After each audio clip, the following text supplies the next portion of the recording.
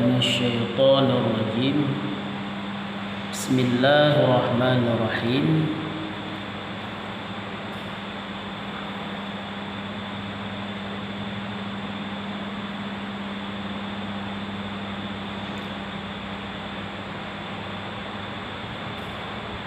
Yang membatalkan sembahyang. Yang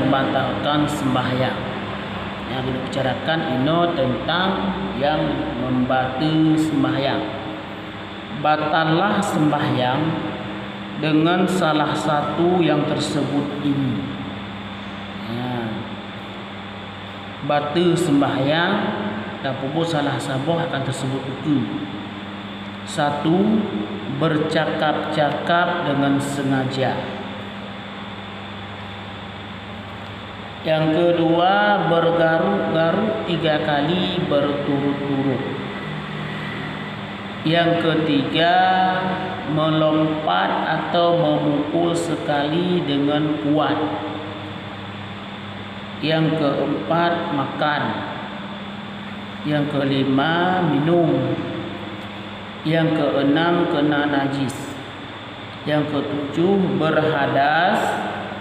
Yang kedelapan, berpaling dada dari kiblat. Yang kesembilan, berubah niat.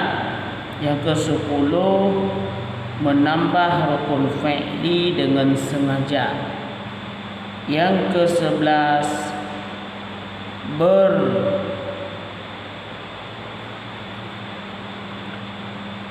terbahak-bahak. Dan yang ke-12, terbuka aurat. Yang adalah 12 macam yang dapat membatalkan sembahyang. Mesti dah bubuk ban 12. Salah sabuh mendang dah bubuk ka betul sembahyang. Ya, bang. Wallahu a'lam bissawab.